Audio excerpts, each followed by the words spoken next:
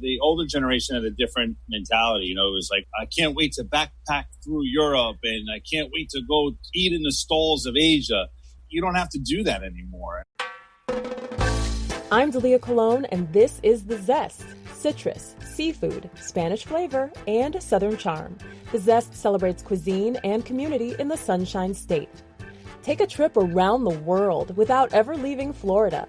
Today's guest explains how our state's ethnic grocery stores are your passport to a world of flavors. I wanted to make sure that you know about stpetersburgfoodies.com.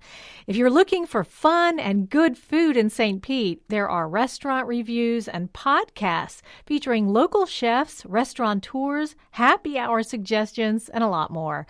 It's all online at stpetersburgfoodies.com. When you think of Florida foods, what comes to mind? Maybe grouper sandwiches or key lime pie? But what about the spices of Little Haiti or the Greek flavors of Tarpon Springs? Chef Joe Isidori wants us to experience it all. The Michelin Star chef hails from the Bronx, New York, where practically every cuisine on the planet is just a subway stop away. Joe also gives props to Florida for our diverse cuisine, and he says our state's ethnic grocery stores are home to some of the freshest, most exciting foods anywhere. Joe's love of global cooking is at the heart of his Mexican-inspired restaurant, Jotoro Kitchen and Tequila Bar. We spoke last fall, just days before the restaurant's November opening in Tampa's Sparkman Wharf Dining and Entertainment Complex, and if you listen closely, you can hear the crew bustling around during our interview, putting on the finishing touches. Joe reminisces about the foods of his New York Italian childhood. He shares why Florida's food scene deserves respect, yes, even from New Yorkers, and he offers advice for navigating ethnic food markets. My name is Joe Isidori. I'm a third-generation New York City chef. My grandmother was a chef. My father was a chef, professional chefs. And I'm a chef. And I know how to cook. I like to cook, but even more so, I love to eat. And that's the best part. So that is the best part. Third-generation New York chef. So what brings you to Florida? Well, I love Florida. I've actually worked in South Florida quite a bit throughout my career. I spent a lot of my early years in Miami. I worked for Chef Michael Schwartz for years at Nemo Restaurant and Shoji Sushi and Big Tank and all those fun places. That was probably when I was around 20 years old.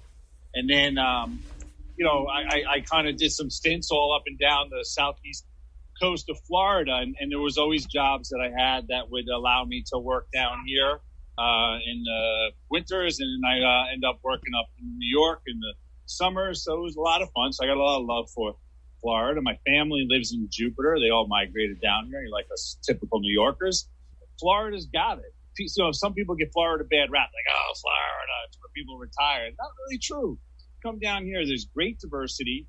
There's a great melting pot culture, awesome farms. I mean, what's better than all the stuff that comes out of Homestead, all the citrus that's up here. And one of the most fascinating things I try to explain to people is whenever I go to a new area, I get off the plane and I say to myself, okay, take me to the Asian market, take me to the Latino market.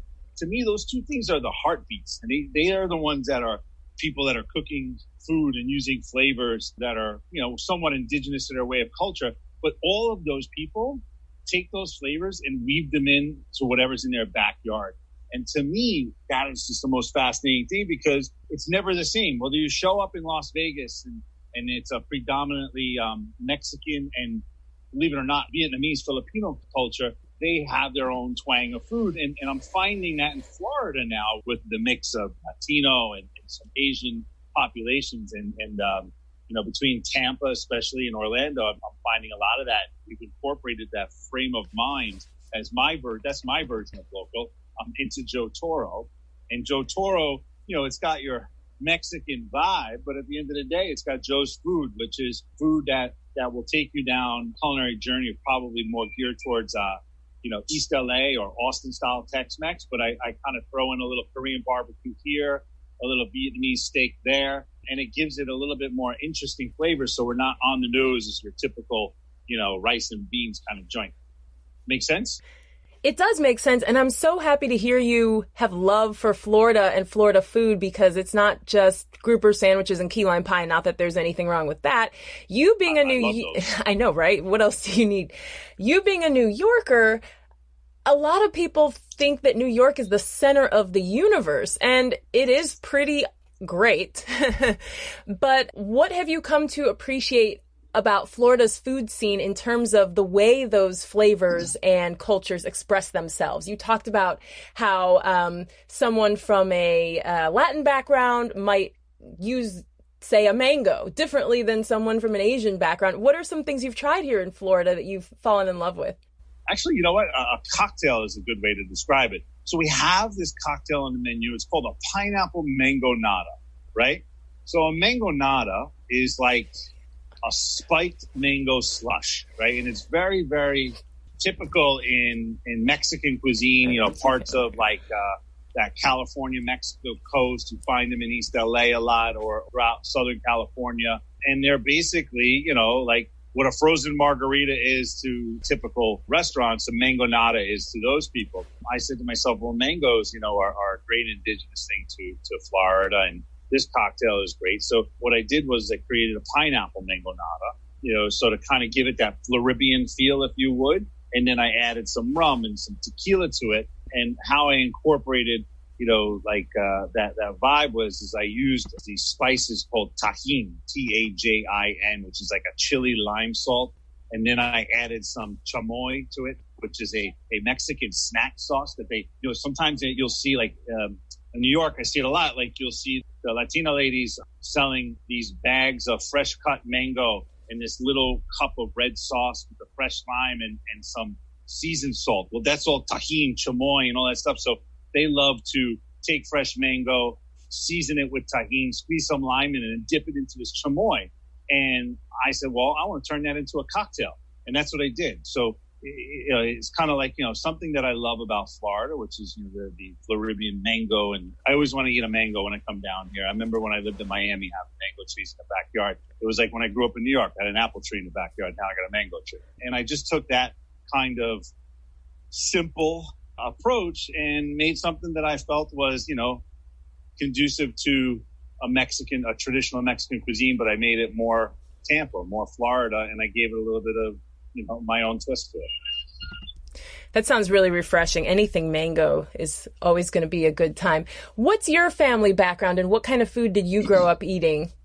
Oh, I'm a big, fat, loud Italian guy from New York. Our family's from the Bronx. You know, we are, you know, the house of meatballs, lasagna, ravioli, Mangoat, sausage, you name it. You know, we had all that stuff growing up, and my parents and my grandparents all operated Italian restaurants throughout the New York City area, you know, red sauce joints. So for me, it was, you know, chicken parmesan and all that fun stuff. So from a very young age, I was in the kitchen, probably 5 years old. I remember one of my first memories is 5 years old, standing on a milk crate, sending out, you know, every plate gets a side of pasta. I'd send out a side of pasta. I'd hit the bell. And I'd yell at the waitress, come on, pick up. My father looked at me, hey, take it easy. You're only 5 years old.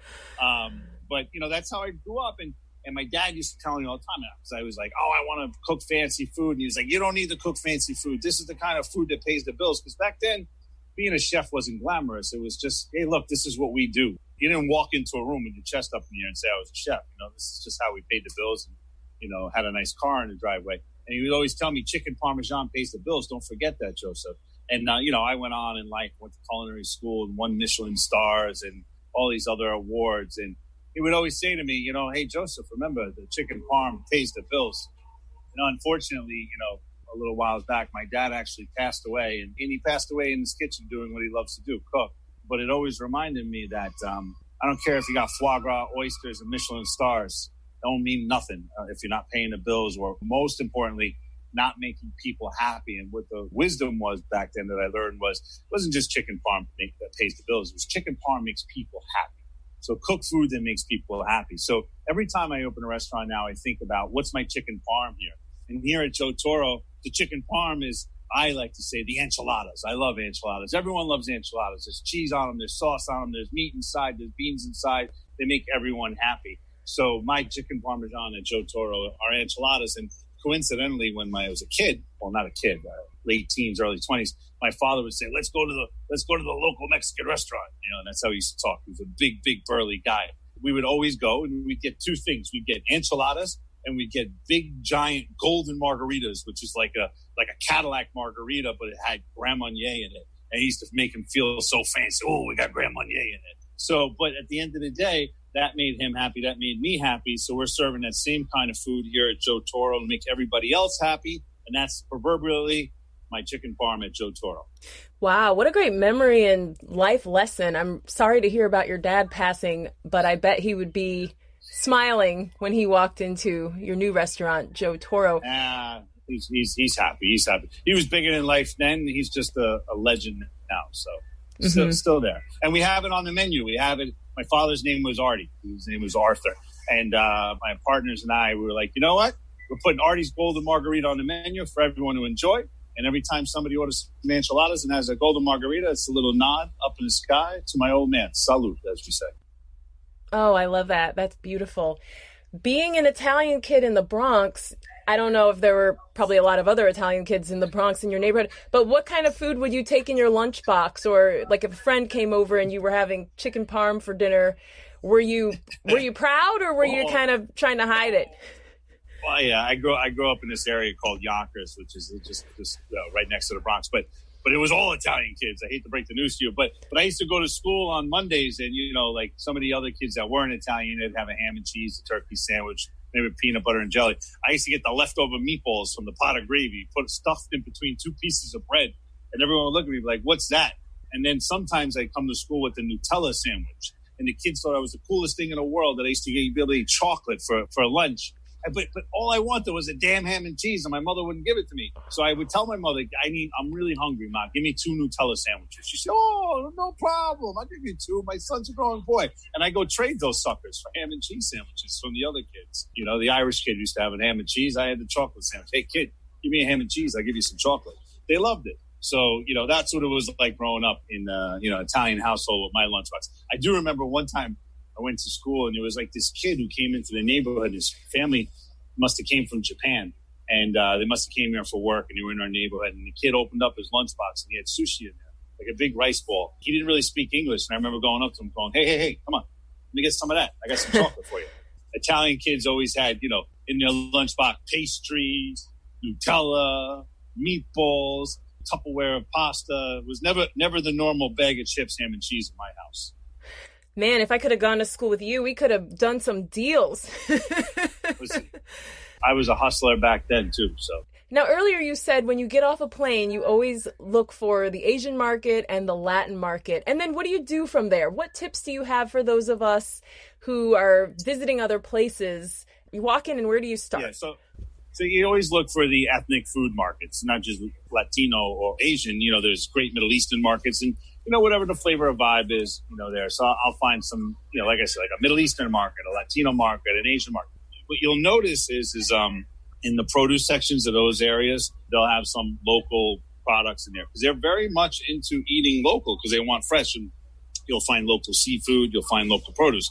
So you'll get the vibe. Then from there, after you found the markets and you got a vibe of what the more of the immigrant culture is doing, which excites me the most. You then start to look into what local flavors are. Like we talked about mango earlier, that's the most on the nose thing, but jackfruit, mangoes in Florida, you'll find people growing great tomatoes here. And because of the climate and the weather, there's great produce. So you start finding local farms. Obviously I try to find some local citrus. So you'll take these things and put them together like a puzzle. You got the ethnic food markets. You got the local flavors that everyone's accustomed to, and then you find your local producers or farmers, And then now you really have something that you can work with. And then the next step is our local ranches around, raising great heritage pigs or grass-fed beef. And then the next step is, because we're on water, it's like, all right, what fish are coming out of these waters? Corvina, jackfish, this or that. And then I know it's a little long-winded, but then you find local producers. There's always artisans making great honey, great vinegars, great this and that. Now you've got a plethora of things in front of you that can inspire, and you start putting your dishes together. So to kind of close the loop, like think about a great pan-roasted piece of Corvina served over a corn and tomato succotash that I found from a local farm here. And maybe I saute that with some Chinese black bean that I found in a market, finished with some cilantro and maybe like a lime butter sauce or something of that nature. Now, all of those things kind of, reflect on what I just said. And I made a dish from that. Kind of just pulled that out of the air, but it's to give you an example of if you do your homework and you follow the path, that's what you end up with. And it's not like, some whiz-waz dish that I came up with. I came up with that dish because those are the ingredients that I found in front of me after I did my homework. And you can keep going more and more and more and more once you understand how to work with a menu of goods like that. That sounds really fun. And of course, Florida has so many of those, cultural or ethnic enclaves to explore. You've got Tarpon Springs in Pinellas County. You've got Little Vietnam. I don't know if it's still called Little Vietnam in Orlando. You've obviously got Little Havana and Little Haiti in Miami area. So there's tons to explore there. With the popularity of vacation rental sites like Airbnb and VRBO, it's easy because you actually have a kitchen if you're visiting a place. So, yeah, that makes sense. So, yeah, you can actually get those raw ingredients and have some fun in the kitchen. Now, what do you think it does to a person's impression of a city or a state when they explore this way? Well, look, you always have different types of travelers. There's the leisure traveler who's just looking for some R&R and wants to go somewhere and have a 5-star experience. That's not the kind of person we're talking about. The kind of person we're talking about is someone who's looking for an experience, looking to find new things. So, being able to, as you said, find some of those vacation rentals on Airbnb and submerge themselves maybe closer or within some of these little areas like we spoke about, it should invigorate them and open their eyes to, there's a lot more out there and history that's been weaved in and out of this country with all the years of people coming here. It's just, to me, an amazing experience, makes an amazing vacation. And if that's what people are looking for, they can find a gold mine worth of stuff once they start to really travel and look around in the right places. Oh, for sure. And it makes you feel like you're part of the place and not just an outside observer. Yeah. I remember back in the day, you didn't really have that. The older generation had a different mentality. It was like, I can't wait to backpack through Europe and I can't wait to go eat in the stalls of Asia. You don't have to do that anymore. And that's, like people used to ask me when I was younger, when you're a trained chef, did you travel all over the world? I said, I don't have to travel all over the world. I got the 5 boroughs of Manhattan. I got every cuisine you can think of. I want Thai food, I go to Queens. I want Chinese food, I go downtown. I want Italian food, I go to the Bronx. I want Greek food, I go to Astoria. And that's how I learn. I'm a New Yorker. We improvise. We figure it out and we make it happen, and we do it with a whole bunch of flash and pizzazz and make people happy. Well, we're glad you're bringing some of that flash and pizzazz to Florida. All right, well, Chef Joe, it was so much fun to talk to you, and best wishes on the new restaurant. Thank you so much. Joe Isidori is the chef behind the Mexican-inspired restaurant Jotoro Kitchen and Tequila Bar in Tampa. He shared his recipe for Mexico City grilled street corn from the Jotoro menu, and the photo will make you drool, I promise you. You can check it out on our website, thezestpodcast.com. I'm Dalia Colon. I produce The Zest with help from Cheyenne Jaglal and Mark Hayes. Copyright 2021, WUSF Public Media.